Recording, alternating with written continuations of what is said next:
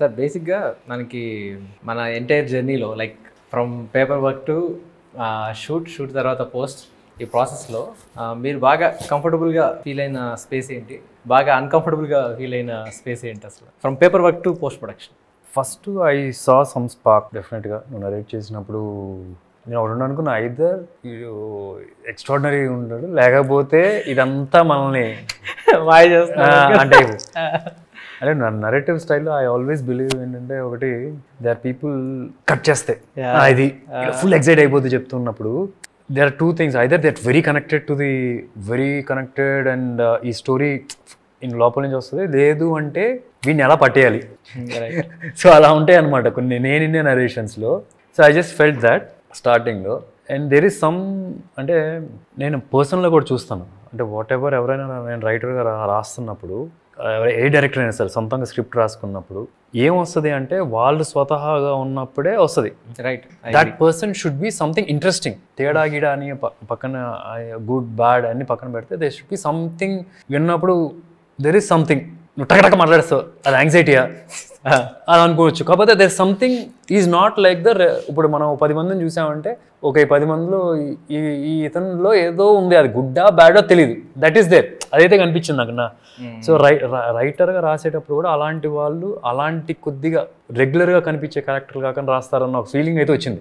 Every director whatever whoever I worked, ఇంద్రగంటి గారు చూసారంటే ఇంద్రగంటి గారికి భాష మీద పట్టు ఉంటుంది చూడు, that I can see in the writing. The way handles some films also are కొద్దిగా మాట్లాడుతున్నప్పుడు ఆయన క్యారెక్టర్స్ కూడా సంథింగ్ లేదా.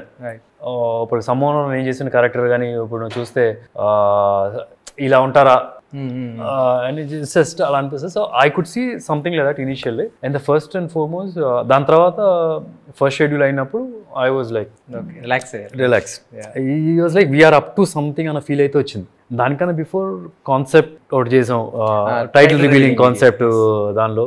అండ్ నువ్వు స్కెచెస్ వేయించి తీసుకొని వచ్చినప్పుడు then the music from his side వచ్చినప్పుడు కాన్ఫిడెన్స్ వచ్చింది.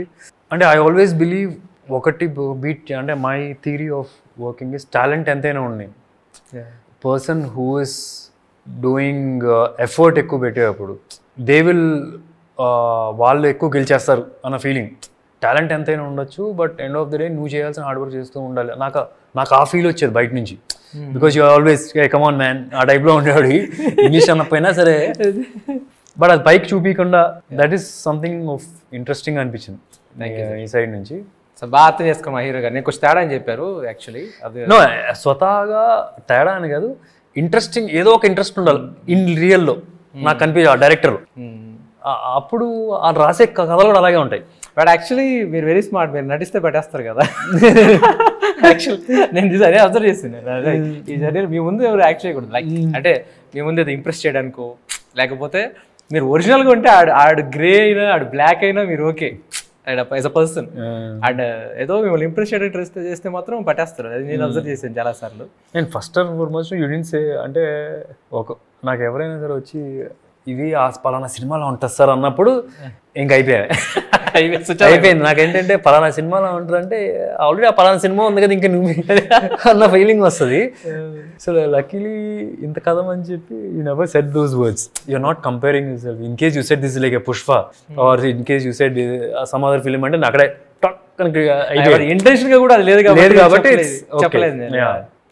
సో చైతు బేసిక్గా నేను కథ చెప్పిన తర్వాత ఆల్మోస్ట్ 4 months ఏమో ప్రీ ప్రొడక్షన్ చేసుకున్నాను. నేను ఎప్పుడు డిస్టర్బ్ చేయలేదు. నేను మధ్యలో ఒక ఆల్మోస్ట్ ప్రీ ప్రొడక్షన్ డన్ అనుకున్న టైంకి ఒక యానిమేషన్ స్కెచ్ తీసుకొచ్చి ఇది మన టైటిల్ రివీలింగ్ వీడియో చాలా చేస్తున్నామంటే ఇట్ సంథింగ్ అది ఫ్యాంటాస్టిక్గా ఉంది. అసలు అందరికి పిచ్చి పిచ్చిగా నచ్చింది. ఆ తర్వాత సినిమా చూసావు కదా లలి. సో ఈ సినిమా చూసిన తర్వాత నేను కథ ఏం చెప్పాము, నేను అదే చూసావా లేకపోతే చాలా మార్పులు చూసావా లేకపోతే ఇదే ఇమాజిన్ చేసుకున్నావు? అది ఇన్ఫాక్ట్ విజువల్ పర్స్పెక్టివ్ ఇమాజినేషన్ అయితే నేను అలా చేయలేదు.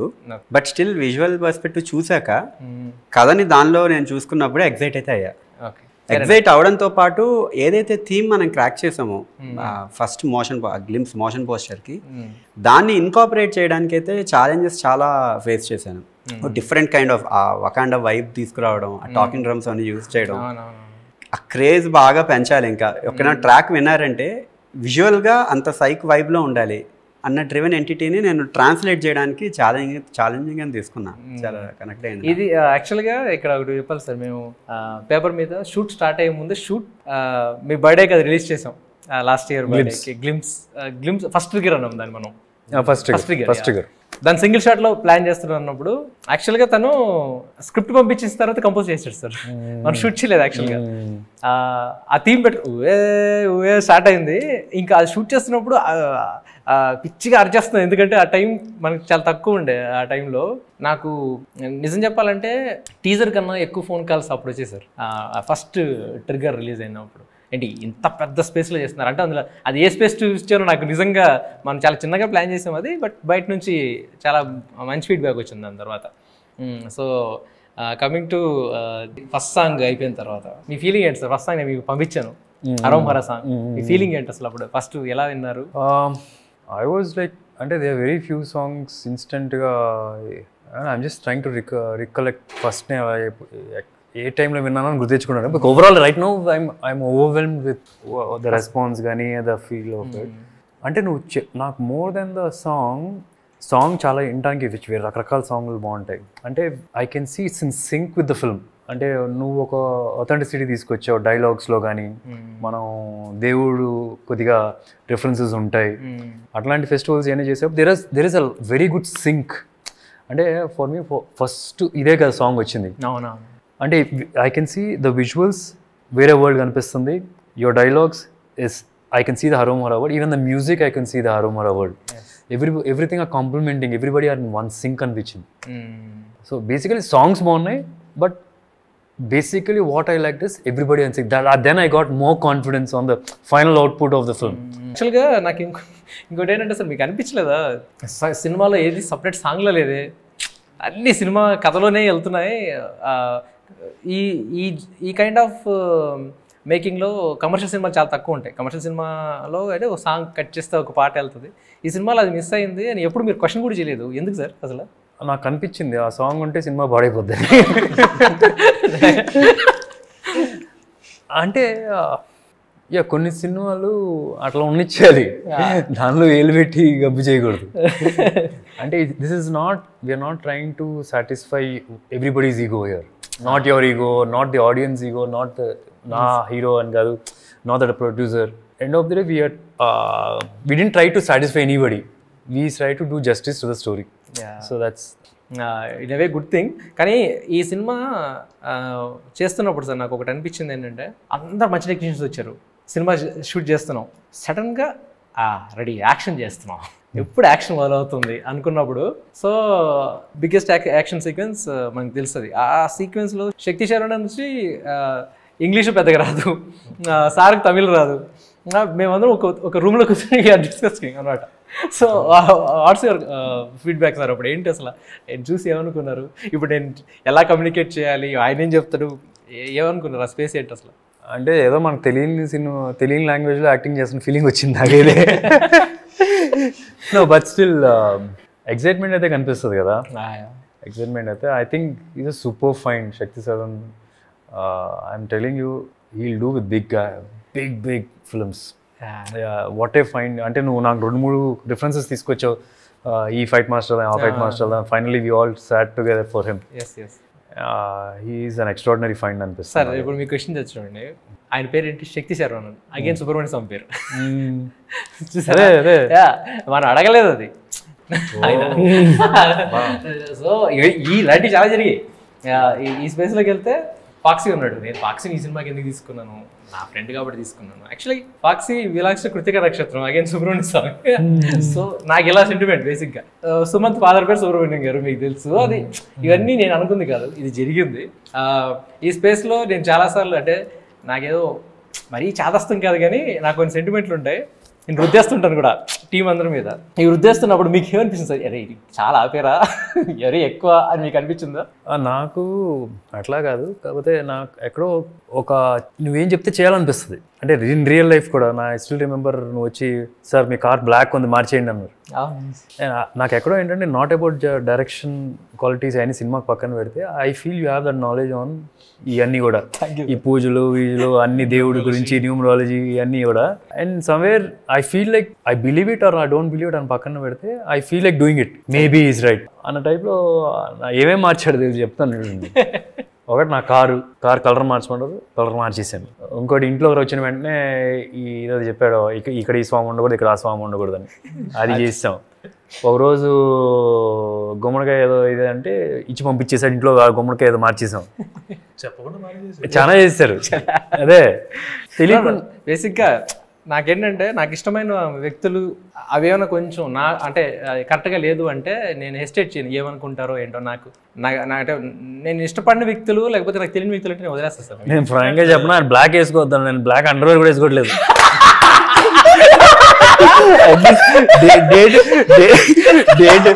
డేట్ అనౌన్స్ అయిన దగ్గర బ్లాక్ సార్ యాక్చువల్గా అది చేంజ్ తీసుకొస్తుంది పక్క. అంటే నాకు బూట్ల వరకు మాత్రం బ్లాక్ వేసి, ఎందుకంటే మన కార్ టైర్లు అయితే బ్లాకే కదా, చిన్న ఇది తీసేసుకున్నా.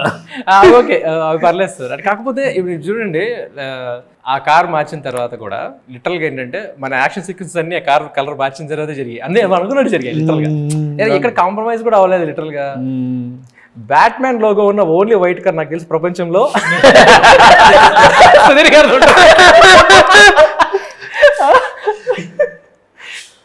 సో బ్యాక్గ్రౌండ్ ముసలోడు అయిపోయేప్పటికి అది వైట్ అయింది అనమాట. ఓకే, సో బ్యాట్మ్యాన్ కార్ కూడా ముసలోడు వైట్ అయిపోయింది అనమాట.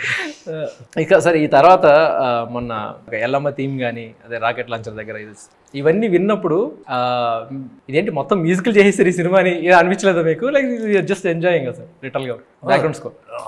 వి నీడ్ దట్, ఈ సినిమాకి అట్లా కావాలి. ఇంకో విషయం ఏంటంటే సార్, మీ పర్ఫార్మెన్స్ గురించి సావ దొబ్బేసింది చైతు. మామూలుగా లేదు. వేరే మీ ఎప్పుడు అంటే మనకి ఏంటంటే మన దగ్గర వచ్చే టాపిక్ వేరే వస్తుంది కదా సార్. నేను ఇది రాగానే మ్యూజిక్ వినిపించేసి ఎగ్జైట్మెంట్లో చెప్పడం మర్చిపోతున్నాను. ఇప్పుడు నీ మాటలో చెప్పు చైతు. చెప్పాలంటే మీరు స్టోరీ చెప్పినప్పుడు అది విజువల్గా కనబడినప్పుడు అసలు లార్జర్ దెన్ లైఫ్ ఇంపాక్ట్ అనేది క్రియేట్ అవ్వాలి అంటే స్క్రీన్ ప్రెజెన్స్లో ఎవరైతే హీరో చేస్తున్నారో అది డెఫినెట్లీ పోస్ట్ ప్రొడక్షన్లో ఉన్న ప్రతి ఎలిమెంట్.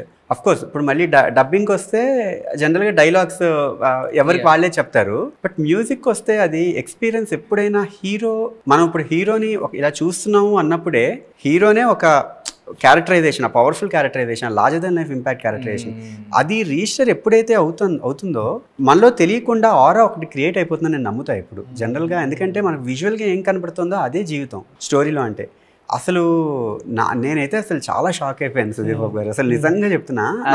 ఇది డైరెక్ట్ గా చెప్పాలని క్వశ్చన్ అడిగాను, ఎందుకంటే నువ్వు నాకు చెప్తున్నావు, నేను తీసుకెళ్ళట్లేదు అక్కడ దాకా. నేను అసలు విజువల్ చూస్తున్నప్పుడు అయితే అసలు చాలా షాకింగ్ థింగ్. అంటే నా మైండ్లో ఎన్ని మల్టిపుల్ పర్సనాలిటీస్ గ్రో అయ్యాయి అంటే ఒక ఫ్రేమ్లో మీరు కనబడుతున్న ఒక ఫ్రేమ్లో నేను ఆలోచించే డ్రివెన్గా కోర్ ఇంటెన్స్గ్రేషన్ ఉంది and at the same time responsibility కనబడుతోంది. అండ్ చేయడానికి ఒక ఇన్స్ట్రుమెంట్, కొత్త ఇన్స్ట్రుమెంట్ వాడడానికి కూడా నా మైండ్లో జనరల్గా స్పాంటేనియస్గానే ఏ కంపోజర్ అయినా ప్రాపర్గా థీమ్ కుదరాలి అంటే స్పాంటేనియస్గానే ఐడియాస్ రావాలంటే కంపోజిషన్ అంటే ముందే ఊహించుకుంటాం కాబట్టి మేబీ మ్యూజిక్ కంపోజర్ కొన్ని కన్సీవ్ చేసుకుని ఫిగర్ అవుట్ చేయగలుగుతారు. బట్ విజువల్గా స్కోర్ అంటే డామ్ షూర్గా మీ ప్రెజెన్స్ అనేది నాకు చాలా చాలా ఇంపార్టెంట్ రోల్ ప్లే చేస్తుంది. సార్ ఇక్కడ ఒక విషయం చెప్పాలంటే, సరే ఇది ట్రైలర్లో కూడా షార్ట్ ఉంది కాబట్టి I don't hesitate to admit this. అదేంటంటే ఆఫ్టర్ సీన్ ఆ సిగరెట్ స్వాగ్ ఇలా టర్న్ అవుతారు, మీరు టర్న్ అయిన తర్వాత తను ఎంత ఆలోచించాడంటే ఒక బీజియం, ఓకే అఫ్ కోర్స్ ఒక దెర్ ఇస్ ఎ మెలడీ, శిఖరో శర శరవర్ణర్చన శరవరభవం హరోం హర ఇది వచ్చింది. లేదు ఇదేంటంటే మల్టిపుల్ థాట్స్ వస్తాయి ఈ క్యారెక్టర్ ఇలా చూసినప్పుడు. సుధీర్ గారిని చూడు, ఇప్పుడు ఈ క్యారెక్టర్ని ఆడియన్ ఒకలా చూస్తున్నాడు, అక్కడున్న క్యారెక్టర్స్ ఇంకోలా చూస్తున్నాడు. అసలు ఇవన్నీ కాదు, పైన దేవుడు ఇంకోలా చూస్తున్నాడు. సో ఇన్ని చేసి దాని కాంప్లిమెంట్గా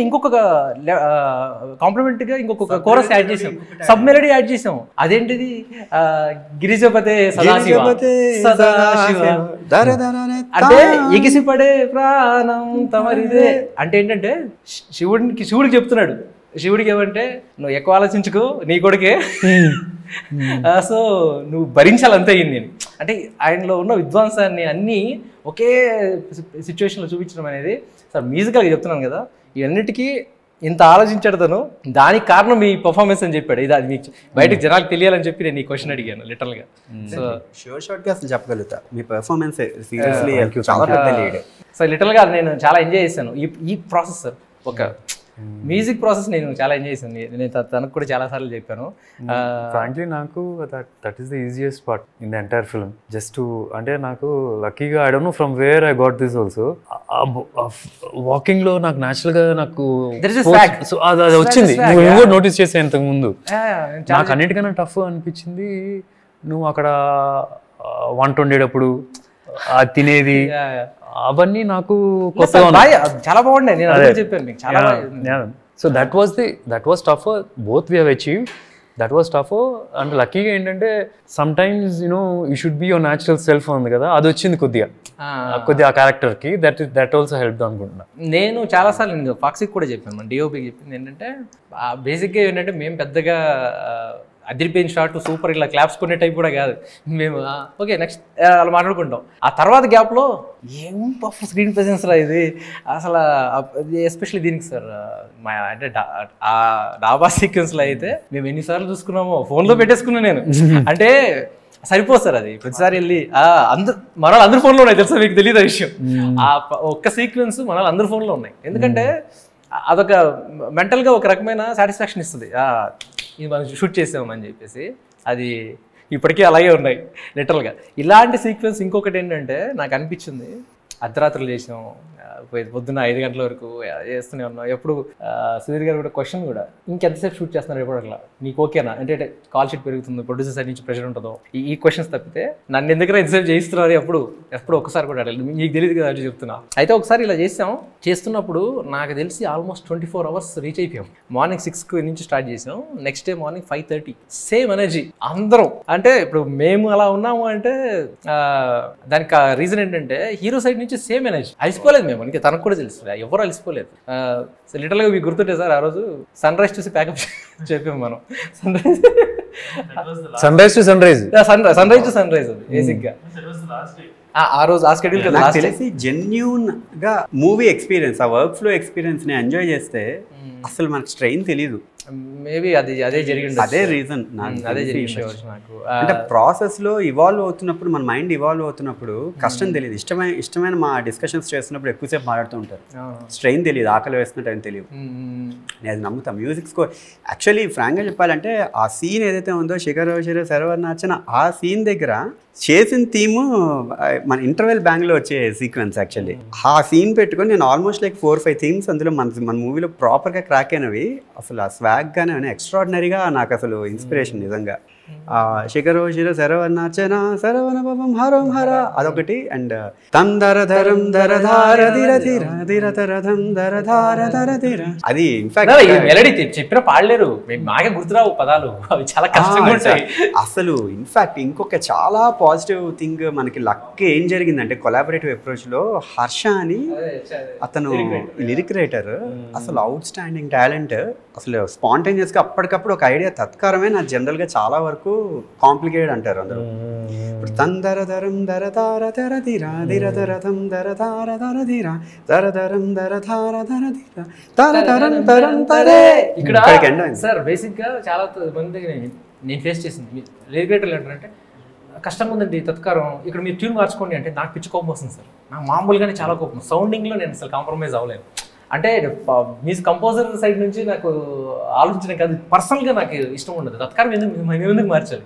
ఈవెన్ అసలు గ్లిమ్స్ దానిలో వాలవని పరవేష్టి ఘనమర్చిత అఖిల లోక దుహితాధ్వంస స్తంభోద్భవ శివ సుబ్రహ్మణ్య అక్కడికి వెళ్ళింది అండ్ అసలు అది. ఇక్కడ కూడా మనకి నిజంగా అంత విద్వత్తున్న వాళ్ళు దొరికారు సార్. కళ్యాణ్ చక్రవర్తి గారు అసలు అవుట్ స్టాండింగ్ డెఫినెట్గా ఇన్పుట్ ఇచ్చారు. అసలు ఈ స్కోర్ నిజంగా చెప్తున్నాను సార్, ఆడియన్స్ థియేటర్లో బయటకు వచ్చిన తర్వాత ఓఎస్టీ కోసం వెయిట్ చేస్తారు. నాకు ఫస్ట్ టైం ఇలాంటి ఓఎస్టీ కోసం, అంటే ఓఎస్టీ చాలా వచ్చాయి, ఒక మంచి techno kind of ఈడియం kind of style.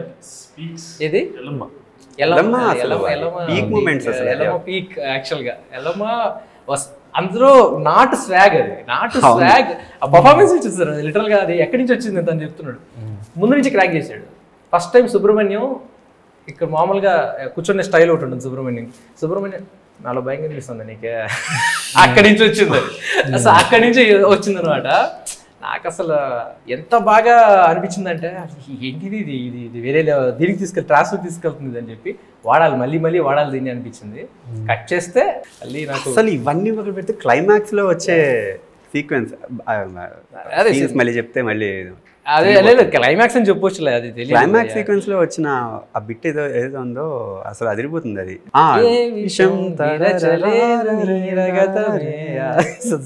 Sorry ఏదో మనం ఇంట్లో మాట్లాడేసుకున్నాం. Sorry, let's finish the interview. Sorry. Okay, ఇంకా అడగడానికి ఏం లేదు. నాకు తెలిసి ఈ జూన్ 2024లో June 14th వచ్చే మన సినిమా సమ్మర్లోనే ద బెస్ట్ ఫిల్మ్గా బయటకు వెళ్తుందని నా నమ్మకం. నా నమ్మకానికి నాకున్న అండ ఏంటంటే నా సుబ్రహ్మణ్య స్వామి కూడా బాగా ఆశీర్వదించి ఈ డేట్ తీసుకొచ్చాడని. ఎందుకంటే మనం తెలిసి పోస్ట్ పోన్ చేయలేదు, జూన్ మంత్ సార్కి లక్కీ అని మనం అనుకుని పోస్ట్ పోన్ చేయలేదు, జరిగింది. అది జరగడంలోనే నాకు తెలిసి సెంటిమెంట్గా వర్కౌట్ అవుతుందని నా ఫీలింగ్.